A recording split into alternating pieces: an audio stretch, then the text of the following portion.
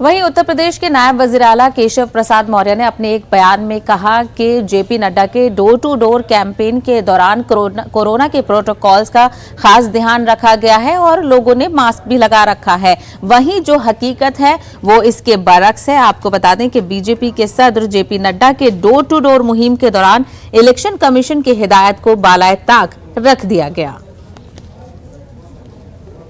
चुनाव आचार संहिता के क्रम में यह तय किया गया है कि 5-5 लोगों का एक समूह लोगों के पास वोट मांगने हाथ जोड़ करके जाएगा।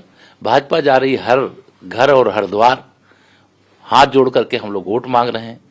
जब चुनाव आचार संहिता के क्रम में यह तय किया गया है कि 5-5 लोगों का एक समूह लोगों के पास वोट मांगने हाथ जोड़ करके जाएगा।